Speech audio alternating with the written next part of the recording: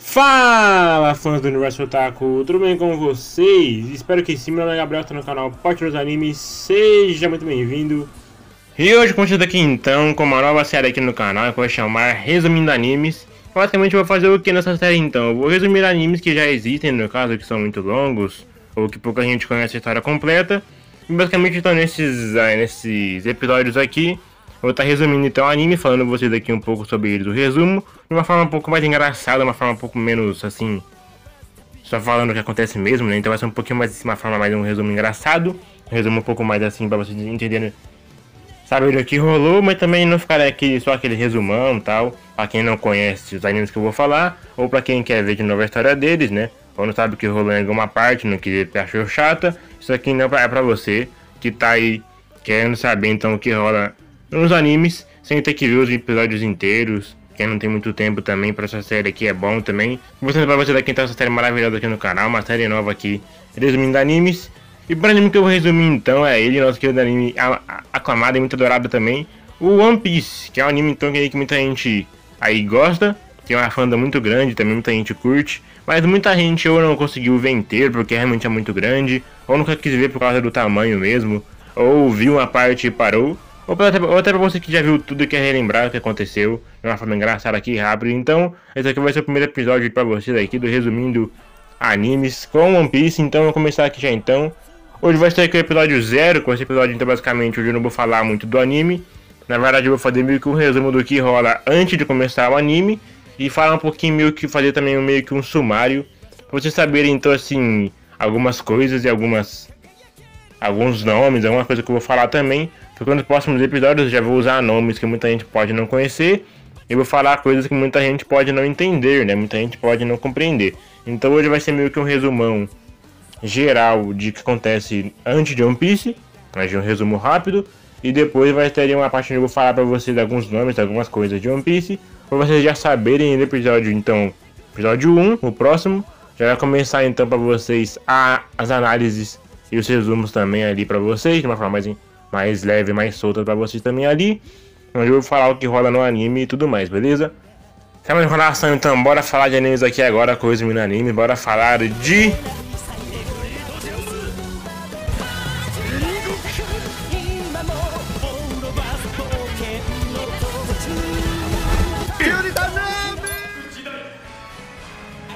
Bom, pra quem não sabe, eu nunca viu nada sobre One Piece. É um anime que se trata de anime de piratas, né? Mas na verdade o anime é muito mais do que isso. É um anime que conta muito também sobre injustiças, faz muitas alusões ao mundo real e tem ali também um governo muito autoritário, também que é quase uma ditadura, né? Que faz coisas horríveis. E também tem ali o controle da marinha sobre as ilhas, né? Mas as coisas de One Piece se desenrolam de uma forma muito caótica. Tem muitas guerras rolando ao mesmo tempo, muita coisa rola ao mesmo tempo. E é um mundo muito grande e denso, para vocês entenderem então aqui só esse contexto, tá? De o que acontece aí dentro do mundo de One Piece. Começando então aqui o sumário com uma parte muito importante, que é nomes importantes. E por que a nomenclatura é tão importante? Bom, como o One Piece é um anime, né? A maioria das coisas que estão dentro do anime são citadas são anime japonês, né? E muitas palavras aqui no Brasil a gente costuma falar ou no japonês ou no inglês, né? E geralmente a gente não usa muito o português, até porque algumas palavras que a gente usa para falar sobre o anime, elas não são muito bem traduzidas ou não tem uma aceitação muito grande no Brasil. Por isso agora eu vou estar falando para vocês aqui, então, os termos mais utilizados dentro do anime, que vocês precisam saber o que esses termos são e o que eles significam. Para quando eu vou falar também nesse vídeo aqui do mapa de One Piece e da história pré o início do anime, né, ou a história pré-Luffy, quando eu vou falar dessas partes eu vou ter que citar esses nomes mais complicados. Então pra vocês saberem aqui alguns nomes, o que eles significam, para que eles servem e o que eles fazem no mundo de One Piece. Quando eu for começar o resumo dos arcos, eu vou usar esses nomes porque são os nomes mais populares no Brasil e os que eu mais falo também, e é por isso que eu vou usar para vocês entenderem. Mas então, para vocês não ficarem por fora, essa parte aqui é muito importante. Começando então por esse nome aqui, Akuma no Mi. Bom, quem acompanha um pouco de One Piece deve saber o que significa. A tradução livre é fruta do diabo. Essas são frutas que são encontradas pelo mundo de One Piece, tem diversos tipos, diversas formas também, e cada uma delas dá um poder ao usuário. Cada fruta dessas tem um poder dentro de si, e quando o usuário morre, a sua fruta renasce em outro lugar e pode ser usada por outra pessoa. Não existem duas frutas iguais, por isso a única forma de formar a pessoa ter o poder que alguém já tem é se essa pessoa morrer, a fruta renascer em algum lugar e essa pessoa comer. Então, isso aqui são frutos do diabo, que são ali uma das principais fontes de poder da série, que então ali são essas frutas que nascem ou surgem pelo mundo e são comidas ali então pelas pessoas. As pessoas que comem ganham um poder, e cada uma tem um poder específico, um tipo, alguns são parecidos, mas nunca vai ter duas iguais, porque para ter poder igual, para ter uma fruta igual, é só ser quem usou essa fruta morreu, e essa fruta renasceu então em outro lugar. Haki.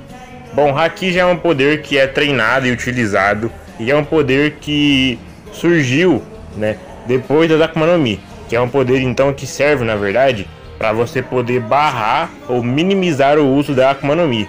Já que como muitos usuários de Akuma no Mi tinham muitos poderes, o surgimento do Haki ele veio para poder frear e parar os usuários de Akuma no Mi, já que o uso de Haki pode enfraquecer ou limitar o uso de quem usa Akuma no Mi.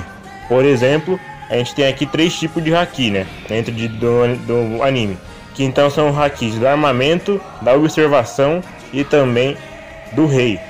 O Haki do rei serve para controlar as pessoas. Quanto mais forte você for, mais você pode usar esse Haki, e quanto mais fraco for seu adversário, mais ele vai te obedecer. E os usos podem ser até desmaiar a pessoa, ou controlá-la, ou simplesmente fazer ela parar de atacar, paralisá-la. E em alguns casos, quando o nível de força é muito desbalanceado, você pode até matar uma pessoa apenas usando seu Haki, como a gente viu em várias partes do anime também. Então, dependendo de quanta diferença de poder tiver entre o usuário e o receptor, você pode usar um Haki para matar assim uma pessoa, dependendo, claro, da diferença dos poderes e também do nível de Haki que o usuário do Haki tem. Já do armamento, ele serve para duas coisas. Primeiro, para proteger você de golpes de Akuma no Mi. Por exemplo, alguns golpes de Akuma no Mi podem machucar muito alguns usuários. Por exemplo, se alguém tiver uma Akuma no Mi de fogo ou uma Akuma no Mi de lâmina, você pode se machucar bastante. Usando o Haki, você vai frear e diminuir esse dano, já que o Haki de armamento serve para diminuir o dano. E também serve, claro, para aumentar o dano, principalmente em quem usa a Akuma no Mi. Claro, você usar o Haki de armamento para uma pessoa que não tem fruta, vai doer também. Mas o Haki é principalmente criado para combater quem tem fruta. Funciona melhor com quem tem fruta, mas claro, se você usar um Haki de armamento em quem não tem fruta, também vai machucar mais e vai doer bem mais do que um golpe normal doeria. Já o da observação é o último tipo, também um dos mais difíceis de dominar.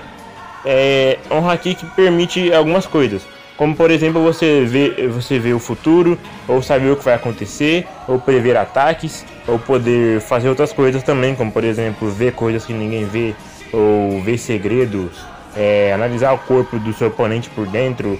Tem várias funções. Esse aqui já não tem muito uso contra quem tem Akuma no Mi. Claro, você pode usar para desviar dos golpes de quem tem Akuma no Mi, mas meio que você não pode infligir um dano usando o Haki da observação.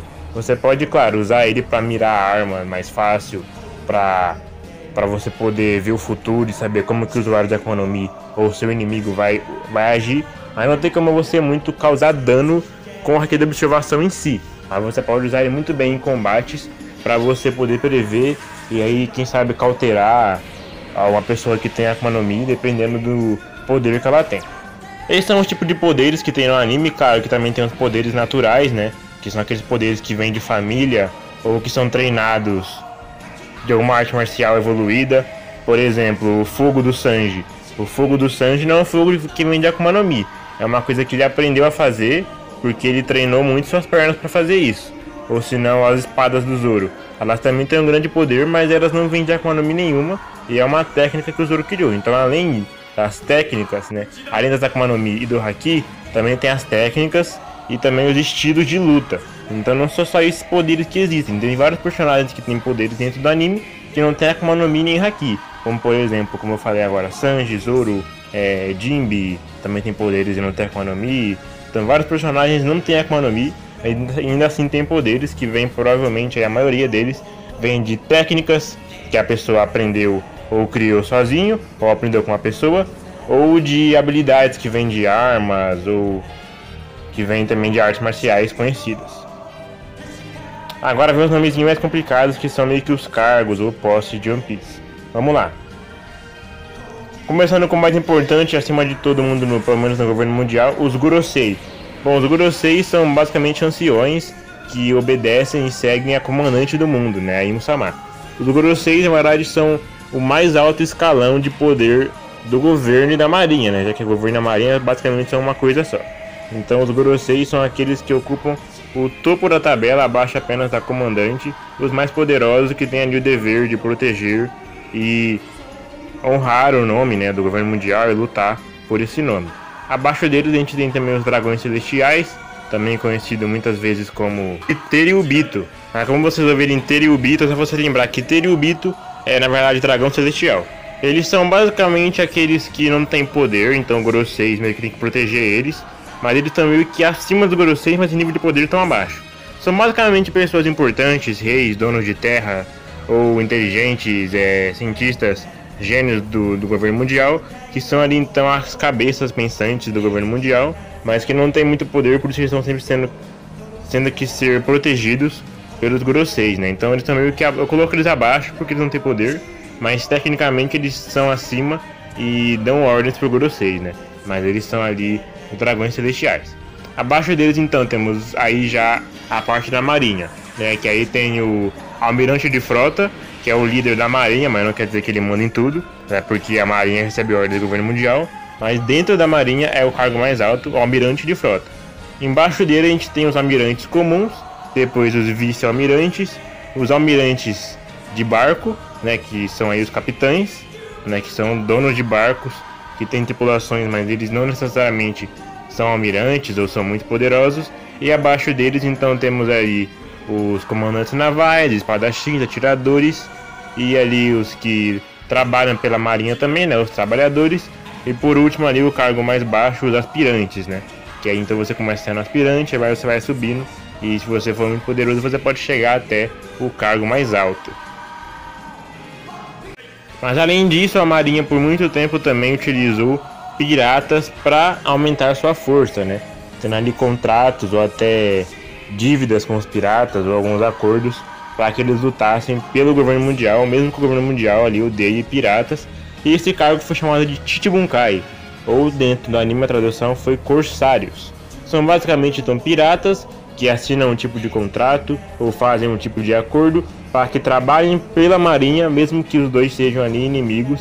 Então suas recompensas são cortadas ou encerradas para que eles não sejam presos ou levados à marinha como recompensa, para que eles então possam trabalhar livremente para a marinha, mas claro, sempre tem aquele acordinho safado, aquela coisa lá para mexer com os piratas, que eles não gostam de ter esse tipo de acordo, sempre tem aquela cláusulazinha, aquela letrinha pequena, que ferra com a vida também dos nossos queridos dos piratas, que muitas vezes ali caem na mão do governo mundial. Alguns ali já são uns filha da puta mesmo, que já compactuam com o tipo de coisa que o governo mundial faz, a atrocidade deles, como por exemplo do Flamingo, Geku Moria, alguns outros lá que também eram Chichibunkais, e mesmo assim já eram meio, antes de ser Chichibunkai, eles já eram meio loucos e faziam atrocidades como o governo mundial fazia, então eram piratas meio governo mundial, que então aceitaram esse acordo, que geralmente envolve dinheiro e também alguns benefícios como a marinha te ajudar e tal a conseguir informações importantes.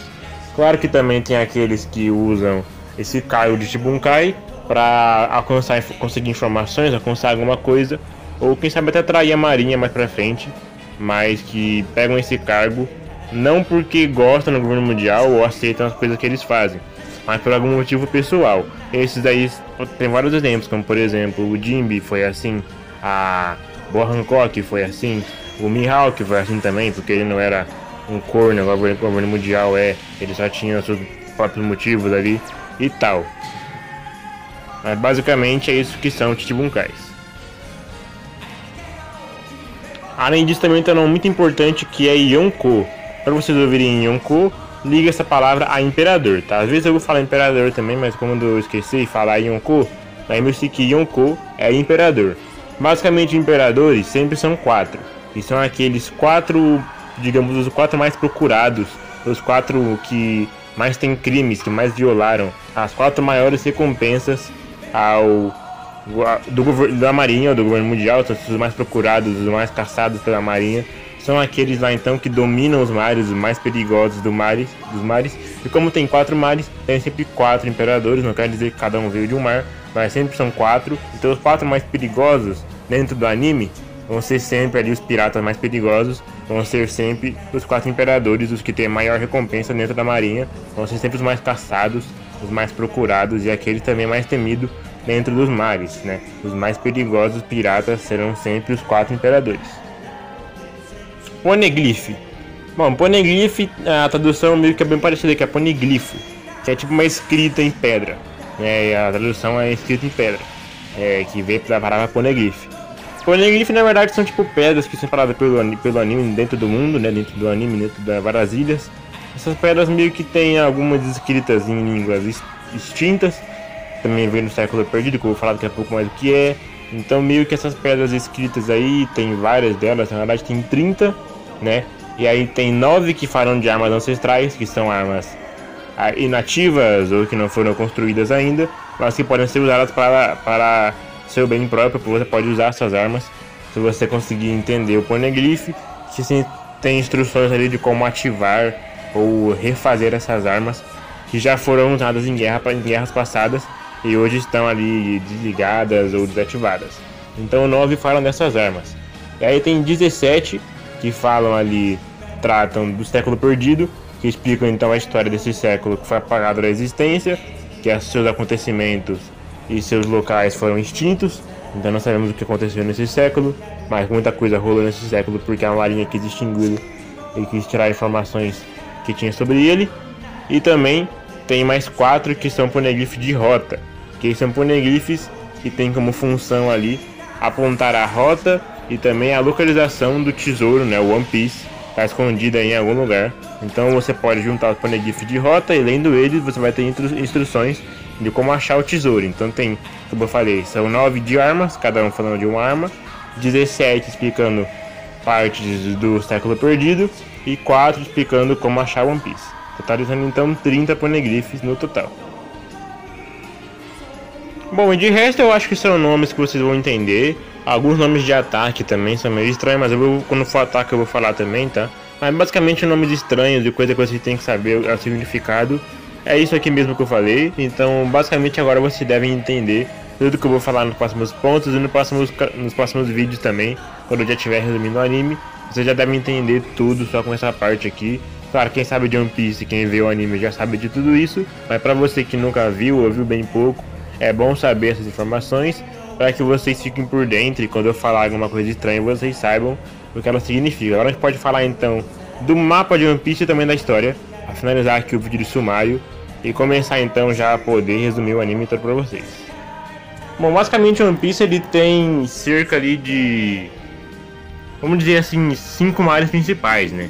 Então são aí os 4 mares que ficam em volta e uma linha que dá a volta no mundo inteiro, que é a famosa linha chamada então de Grand Line, que é aí onde tem ali as principais ilhas, né? Que é aquela parte onde tem as principais ilhas, que é meio que um corredor, um túnel que dá a volta ao mundo, e em volta dele então tem 4 mares separados, né? Que são ali então o North Blue, o East Blue, o West Blue e o South Blue, que são ali então os mares do norte, os mares do sul, os mares do leste e os mares do oeste, que então ficam em volta desse grande corredor. E é meio que uma cruz, né? Porque tem o corredor da Grand Line e cortando esse corredor ao meio tem ali a Red Line, que é outra linha também que separa o mundo ali na metade, que é a ilha ali, que é meio que uma parede de pedra gigantesca que separa o mundo no meio e separa também ali a nossa querida Grand Line. E no meio desse arco que separa o mundo tem 2 coisas principais, né? Na parte de cima dele, no meio, tem ali a ilha do governo mundial, né? A Mary Joyce, que é então ali a ilha também do governo mundial, onde fica ali então os mais altos governantes do governo, né? Também ali a governante do mundo ali, que quer o mundo pra ela, que é a Imu-sama, também são os principais homens ali, e também os dragões celestiais. Já na outra metade da Headline, a gente tem a Reverse Mountain, que no caso é a montanha reversa, que é ali o único jeito de você entrar nessa Grand Line é pela montanha reversa, né? Então é meio que uma montanha ali de cachoeira que você pode subir, e subindo nas cachoeiras você consegue então acesso ali para você entrar. Então qualquer mar pode acessar ali a Grand Line pela montanha reversa. Porém a montanha reversa ela tem um desenho que você só pode entrar nela pelo começo, você não pode entrar nela pelo final. Então basicamente você, para entrar na Grand Line, você tem que entrar na Reverse Mountain, mas você tem que dar a volta e começar pelo começo dela. Já que meio que o começo e o final dela meio que se ligam porque ela é um círculo, né? Aí você não consegue entrar pelo final, sai pelo começo, porque como eu falei, as cachoeiras são projetadas para que você não possa entrar ali pelo final da linha, né? Senão seria muito fácil achar o tesouro. Se você entrar pelo final da linha e pegar o tesouro, que é a última linha, que é a última ilha da linha, né, no caso. Então, esse é o mapa de One Piece. Claro que tem mais de 100 ilhas, né, também dentro da Grand Line, e muitas outras ilhas também nos 4 mares em volta, né? Mas basicamente esse é o mapa principal aí, com as coisas principais de One Piece. Em breve também eu vou falar mais sobre esses mapas, sobre também como são essas ilhas, quais são as principais que aparecem mais no anime, outras coisas também, tá? Bora pro próximo tópico então do nosso sumário de One Piece. História. Bom, a história de One Piece é bem longa, se trata há muito tempo já, né? Mas o mais antigo dos pontos que a gente tem na história que é falado e citado é o Século Perdido, que aconteceu há cerca de 900 anos atrás, onde então foi a primeira vez que a gente viu surgirem piratas, de fato, e também de o governo mundial ali começou a ter mais inimigos, né? Já que antes ali, pelo que a gente sabe, eles não tinham muito inimigos ou gente que enfrentava eles, e por isso eles eram a autoridade principal, eles eram a autoridade ali em todo o mundo, né? Pelo menos pelo que a gente sabe. Então no Século Perdido aconteceram várias coisas ali que a gente não sabe direito o que aconteceu, mas a gente sabe que aconteceram muitas coisas ali que fez a mudança acontecerem. É chamado de Século Perdido porque basicamente ninguém sabe o que rolou nele, já que após esse século acabar, as informações dele foram destruídas e as evidências do que aconteceu nele foram ali meio que apagadas e sumiram do mapa por ordem do governo mundial, que provavelmente ali perdeu muita coisa, fez um acordo com bandido, alguma coisa assim, que eles não querem revelar ao mundo, e por isso eles então encobrem tudo o que aconteceu e tentam apagar tudo o que houve nessa história maluca aí. Nesse Século Perdido também teve a aparição de Joy Boy, que foi ali um pirata dito como um rebelde, né, que ali enfrentou o querido governo, e talvez tenha até traído o governo, porque muitos dizem que ele pode sim ter sido do governo e traiu o governo para virar pirata, ou pode ser que ele só era um pirata mesmo que queria acabar com o governo, e se não conseguiu, né, pelo menos chegou bem perto, já que o governo quis apagar da história e esconder tudo que rolou sobre ele. Porém, né, alguém que a gente não sabe quem foi ainda, a gente não foi revelado pra gente nesses 1000 e pouco episódios, não foi dito quem fez isso, mas alguém escreveu aí poneglyphs, onde são escritas coisas ali em uma língua esquecida e antiga, que era também uma língua ali aparentemente comum no Século Perdido, mas que hoje em dia, né, quase 1000 anos depois, ela não é mais falada por ninguém, ou quase ninguém, né, já que quase ninguém consegue ler os poneglyphs, mas tem alguns que ainda conseguem lê-los, né? E nos poneglyphs ali a gente consegue ver que meio que em cada um deles tem uma parte da história desse século. Então meio que cada um deles que estão pelo mundo ali espalhados contam uma parte desse século, e se você juntar todos eles, ali você consegue então ler e poder saber o que acontece dentro dessa história. E então poderia pouco a pouco revelar o que rolou no Século Perdido, também que ninguém sabe ainda ao certo tudo que rolou, né? Só sabemos que tem esse pirata Joy Boy, que então foi aí a pessoa que deu início a toda a loucura que começou no Século Perdido. Ainda esse poneglyph de arma, que são 9, e os 16 de história, também temos mais 4, que são os poneglyphs de rota, esses necessários para fazer a rota para One Piece. Sendo que a teoria mais aceita até hoje é que 3 deles indicam a latitude, a longitude e a altura do tesouro. E alguns dizem que o quarto pode indicar provavelmente algum estágio no tempo, em que tempo ou em que hora você acha o tesouro, dependendo ali do tempo onde atualmente One Piece se encontra. Por isso que muitos dizem que tem fortes teorias de que o Roger, o último pirata que a gente sabe que achou One Piece, não conseguiu pegá-lo ou não ficou muito com ele, porque muitos dizem que ele chegou na hora errada ou no tempo errado para achar o tesouro. Após isso, a gente tem um avanço no tempo, e a primeira coisa que a gente sabe é que é um dos bandos mais antigos que a gente conhece, né? Porque a pirataria foi aumentando nesse tempo aí até chegar aos dias de hoje. O bando mais antigo que a gente conhece é o bando dos Rocks, que era dominado por um pirata chamado Rocks de Shebeck, e que nesse bando tinham 3 lendas que depois se tornaram muito importantes para o presente de One Piece. Entre eles temos Charlotte Lilin, a Big Mom, uma das piratas mais influentes e uma imperadora do mar. Também temos Kaido, outro imperador do mar, que também fazia parte do bando do Shebeck.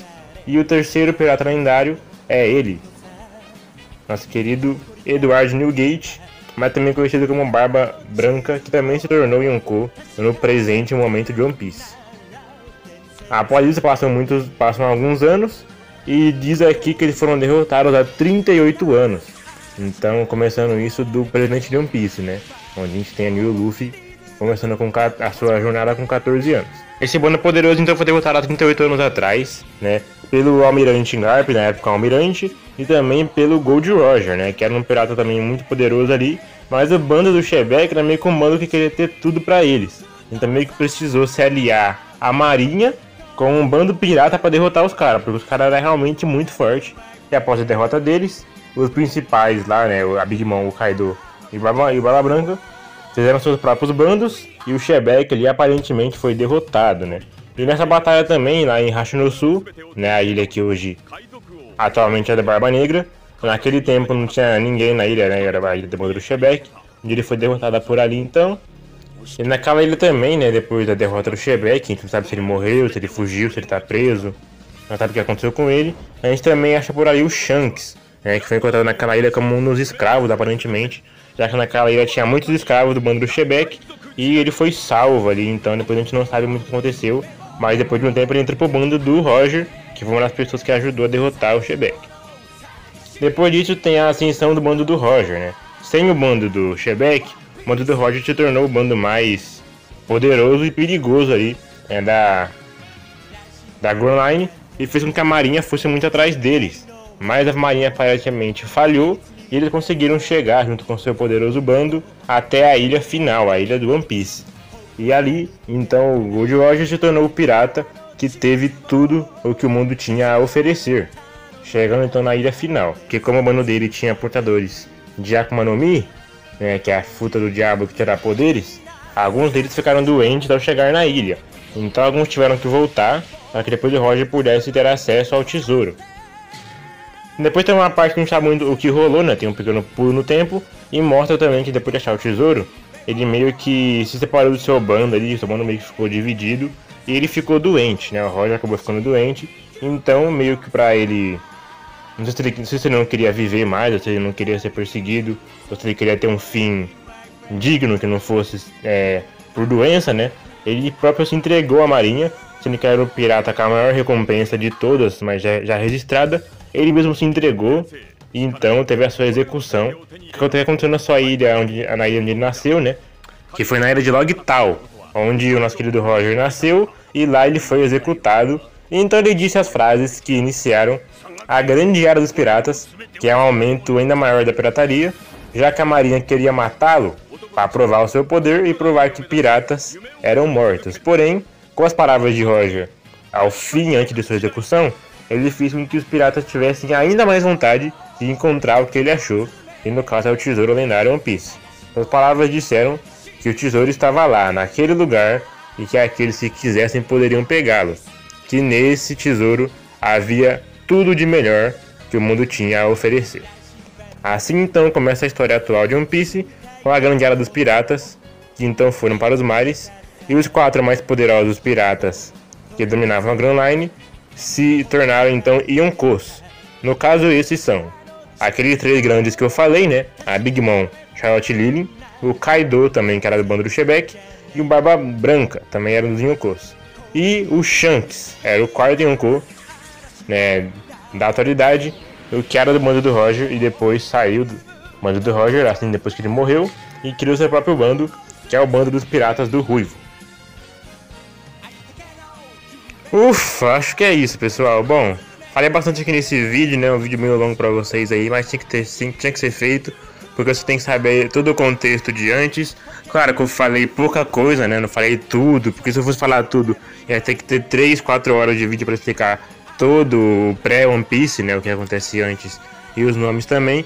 Mas acho que com essa base aqui, com esse vídeo, vocês vão conseguir entender tudo que eu vou falar nos próximos vídeos, nas próximas análises também, já os resumos, certo? Então com isso aqui vocês podem entender já a maioria das coisas que eu vou falar.